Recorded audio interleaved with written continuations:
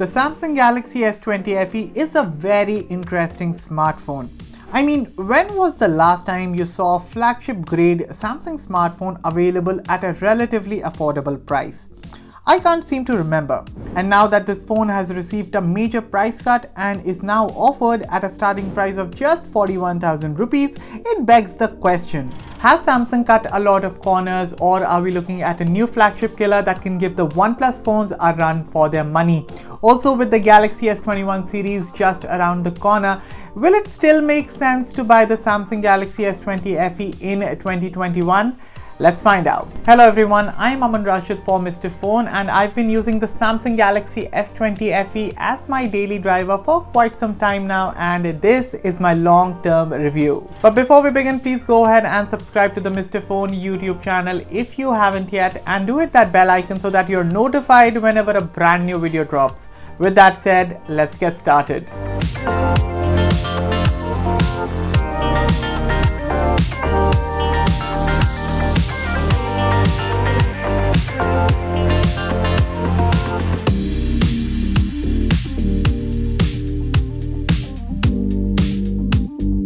Now, before I go ahead and talk about the phone's design and build quality, let's address the elephant in the room, the phone's polycarbonate back. Now, I understand Samsung's decision to include a polycarbonate back in favor of cost cutting, but trust me guys, this phone doesn't feel cheap.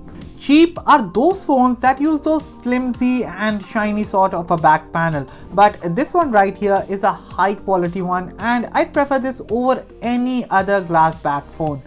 My reasoning behind this is quite simple. I don't like putting a case on my phone, which means I constantly live in the fear that what if I drop my iPhone 11 Pro? I don't think that it will survive. And this is why with the time that I spent with the Galaxy S20 FE, I felt that the polycarbonate back coupled with the curved sides and the anti-slip texture makes this phone grippy in the hands. That said, glass back phones are indeed premium, but the Galaxy S20 FE with its polycarbonate back is definitely solid without a doubt. However, my only gripe here would be that it does pick up fingerprints and smudges, then again, not as much as a glass back phone. Apart from this, the phone weighs 190 grams, it is 8.4 mm thick, and I would say that the phone's weight distribution is pretty well balanced. Moving on, there's a rectangular camera bump at the back, which is not as big as the one found on the Galaxy Note 20 Ultra, but it is still quite pronounced. Now, this does make the phone wobble a bit if you put it on a flat surface, but that is only towards the top left corner. This means if you like to type a message or browse the web while the phone lies flat on a surface, that shouldn't be a problem. Apart from this, the phone's frame is made out of aluminium that comes with a shiny coating. The phone's volume and power buttons are found on the right, which by the way aren't as clicky as I would want them to be, but over time I have got used to them. No Bixby button on the left, which is good news. The primary microphone, a USB Type-C port and a speaker are found at the bottom, while the secondary microphone, the hybrid SIM slots and the earpiece that doubles up as a speaker are situated at the top. Lastly, for authentication, Samsung has chosen to go with an optical in-display fingerprint sensor instead of the reliable ultrasonic sensors found inside the more expensive Galaxy S20 series. I found this fingerprint sensor to be quite finicky. I mean, it does the work, but it is slow. Though what is not slow is the face unlock functionality.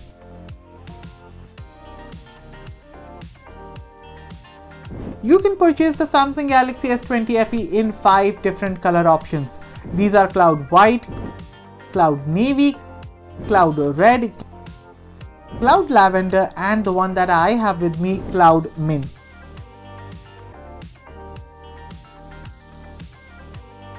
On the front, the Samsung Galaxy S20 FE is graced by a 6.5-inch Full HD Plus Super AMOLED flat display with a center-aligned hole punch cutout at the top for the selfie camera. The panel is not of the dynamic AMOLED variety like the ones found on the Galaxy S20 series, but nonetheless, the display on the Galaxy S20 FE is simply gorgeous. Bring in the 120Hz refresh rate, and what you have here is a very smooth panel. Now, some people might miss the presence of a quad HD resolution display, but in my opinion, the Full HD display should be fine for most. Trust me. As for the quality, I'd like to report that this is indeed a very well calibrated panel, and in general usage indoors as well as outdoors, I had no complaints with the brightness levels. Moving on, display mode is set to vivid by default, and personally I like how the colors pop on the screen. Just in case if you feel that the panel is a bit too oversaturated for your liking, there's an option to manually tweak the display mode as well. Viewing angles are good, and I did not notice any kind of color shifting on this panel. With Widevine L1 support, I was able to watch OTT content and YouTube videos in full HD. Thanks to the large display and the presence of stereo speakers, videos and games look great on this phone. Overall, I've been very satisfied with my experience. However, my only complaint with this display, if there would be one, is that this display doesn't offer you variable refresh rate just like you get on the Galaxy S20 Ultra. This means you can either set the display at 60Hz and have a good battery life, or you can set the display at 120Hz in favor of relatively shorter run times. If you ask me, I'm willing to trade off the battery life in favor of the smoother display. More on the battery life later. In terms of software, Samsung had already started rolling out the One UI 3.0 update based on Android 11 for the Galaxy S20 FE by the time I started using this phone. So if you have been holding back from purchasing the S20 FE because of the older software, now is the time. But how good is Samsung's latest software? Well, anyone who's coming from One UI 2.5 will feel right at home. With One UI 3.0, I feel the company has paid good attention to detail, and it is quite evident in the way the new software looks and feels. For starters, there is a ton of options that you'd get to play with. There are navigation gestures, wallpapers and themes, a game launcher, dual messenger feature, and so much more. Starting with the lock screen, you can check the weather, your music and more with the help of lock screen widgets. Edge panels are one of the most underrated features that I really enjoy using. The best part here is that it lets me save my often used app pairs. Quite handy. Then there's the notification shade, which looks pretty slick in my opinion. I really like how Samsung has played around with the translucent elements, and it's not just the notification shade but the entire UI that I'm talking about. The volume controls are also revamped, and you now get a much detailed view. There's also a toggle to enable Android 11's live caption feature. Notification bubbles are also here, which will remind you of the old Facebook chat heads, but these are system-wide of course. And how can we ignore the always on display, which according to me has now become Samsung's forte. It still comes with the same number of clock and color options, however now you do get a few new GIFs to apply.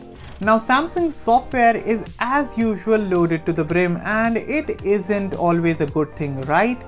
So this is why I feel that not everything is nice and dandy. If I point out I don't like Samsung Daily, and yes, they renamed it, I don't know how does that matter, but that's there. I truly wish Samsung resorts to using Google Now in the future. Annoyingly, you still get the option of download 2 apps for everything. For example, Gallery and Google Photos, Internet and Google Chrome, and you know the drill. The good part is that while setting up, you can choose to skip downloading Samsung's suite of apps and many other bloatware apps. But I only have one simple question. Why can't we simply stick to Google apps pre-installed? Apart from this, general operation is on point. Samsung's One UI 3.0 is truly very functional. Sometimes, yes, I do get bothered by the occasional stutters and frame drops in the UI, which by the way is something that is absolutely rare when I compare it to what I used to face during the old TouchWiz days. That said, if we do ignore the minor shortcomings, I guess this is it. One UI looks good, animations and transitions are done well, and I can finally say that I am kind of starting to like Samsung's take on Android over stock Android, or for that matter, Oxygen OS. If you have ever used a Samsung flagship device in the past, or if you're currently using one, let me know in the comments how has your software experience been. Also, if you've been enjoying this video so far, then a subscribe to the channel would be totally awesome. Shifting gears, let's talk about the phone's hardware. The Samsung Galaxy S20 FE features the Exynos 990 SoC under the hood, which is coupled with 8GB of LPDDR5 RAM and either 128GB or 256GB of UFS 3.1 onboard storage. This storage is, by the way, expandable to up to 1TB via a microSD card. Sadly, the Indian version of the Galaxy S20 FE doesn't come with the Snapdragon 865 SoC, but when did Samsung ship a flagship grade device in India with a Snapdragon processor? So while I haven't had the opportunity to test the Snapdragon variant of this phone, I can say that the performance on the Exynos variant has been good for the most part. Hear me out.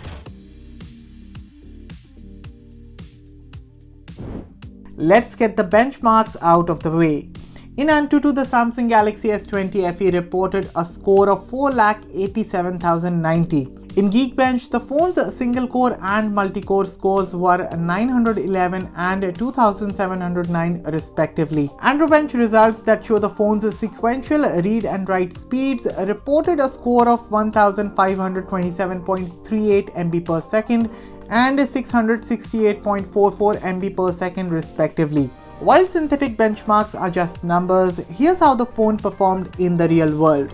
Opening apps was fast and the S20 FE could handle heavy multitasking with ease. While the phone was quite responsive mostly, I did come across those slight stutters and delays whenever I switched from a heavy app to the home screen. I played Call of Duty Mobile and Asphalt 9 Legends at high graphics settings, and the Galaxy S20 FE was able to run both these games without breaking a sweat. The only problem is that over longer gaming sessions, the back panel, specifically near the camera module, gets warm to the touch, which did make me feel a little uncomfortable holding the phone over long stretches of gameplay. I really feel that in general usage, the Exynos 990 chipset inside this phone can handle anything that you throw at it. But that's not the problem.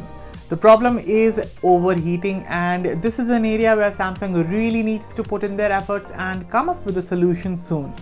Moving on, I have already told you that the Galaxy S20 FE comes with a stereo speaker setup, and I have to say that its output is pretty loud and clear. Check this out.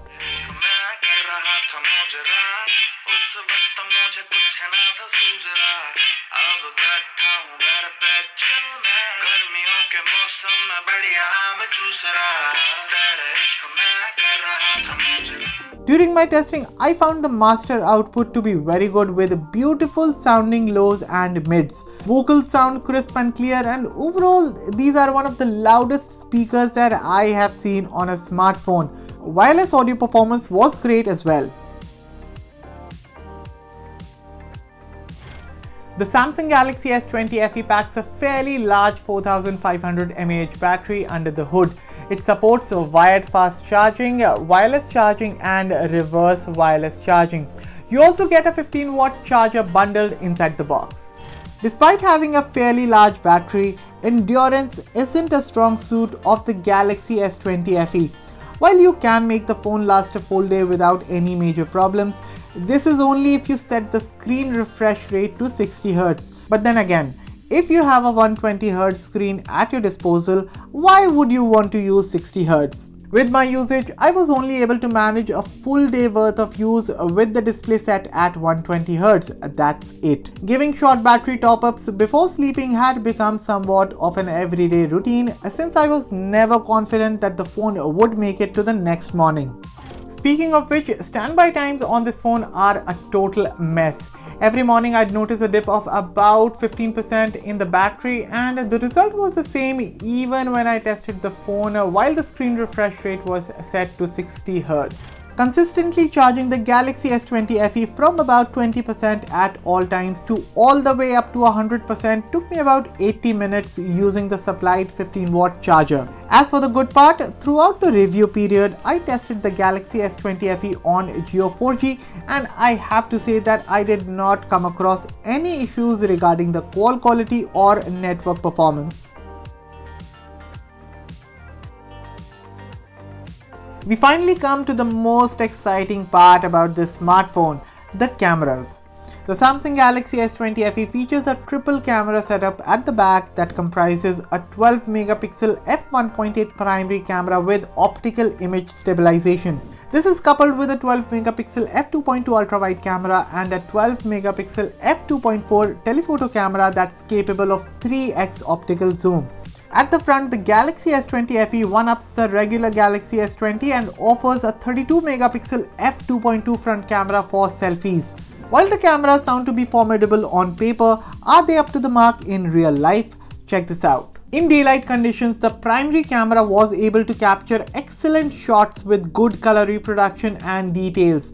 Autofocus was quick and objects, even at a distance, were sharp and well defined.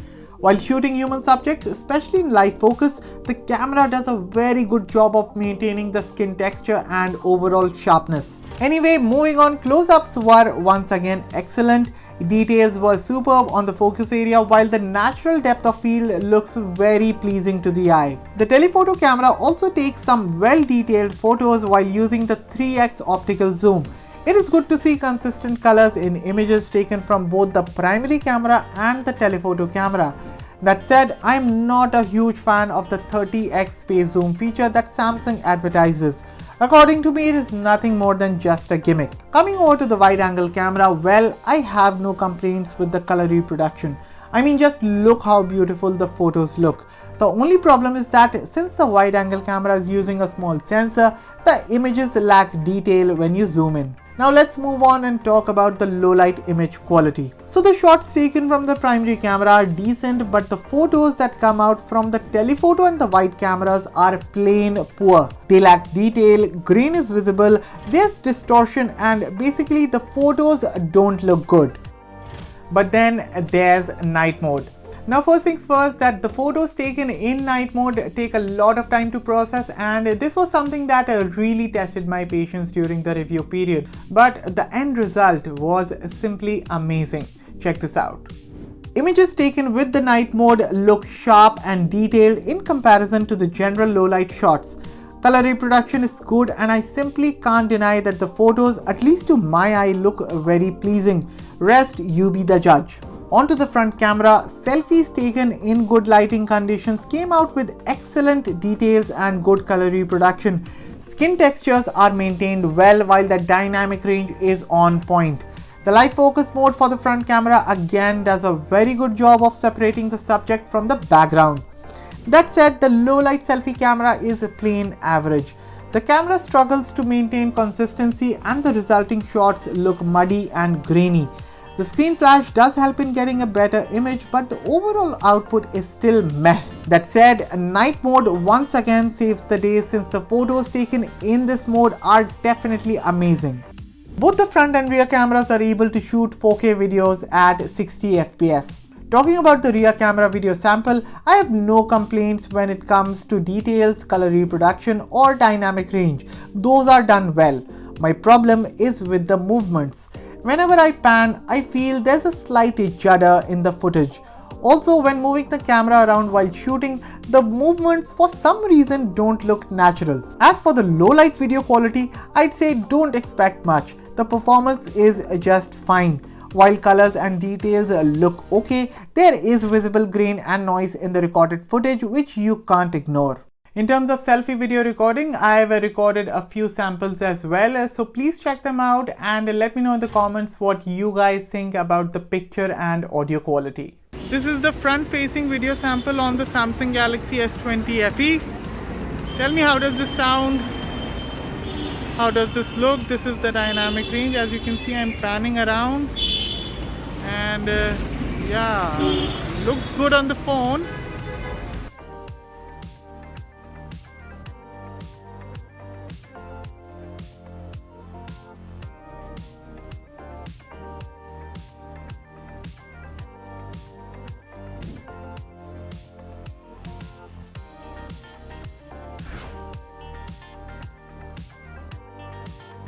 At a selling price of 41,000 rupees, there's a lot going in the favor of the Samsung Galaxy S20 FE. The device is proof that Samsung can still make good phones with top-of-the-line hardware and offer it at a relatively low price. For what it's worth, the Galaxy S20 FE comes with an amazing 120Hz OLED display, is designed well and feels solid in the hand, has a great pair of stereo speakers that offer an immersive audio experience, and its cameras perform exceptionally well in good lighting conditions. Coupled with One UI 3.0, and I cannot see a reason why would anyone skip and purchase some other phone at this price range. If you can look past the camera's average video recording performance and somewhat okayish battery life, you won't regret purchasing the Galaxy S20 FE. So can this phone be called the new flagship killer? I guess yes. The Galaxy S20 FE directly competes with the OnePlus 80, and apart from the faster fingerprint sensor and the glass back found on the OnePlus phone, I can't think of anything special that makes the 80 better than the S20 FE. For that matter, after using the Galaxy S20 FE, I actually prefer One UI over Oxygen OS. I say this because I'm a huge Oxygen OS fan, but right now, in between the two, I really feel that Samsung is the better pick. So that was my review of the Samsung Galaxy S20 FE. What do you guys think about this smartphone? Share your thoughts with me in the comment section below. Apart from this, hit the like button if you had fun, and do share this video with others. As always, for all the latest tech content, visit Mr. Phone. See you in the next one. Take care and stay safe.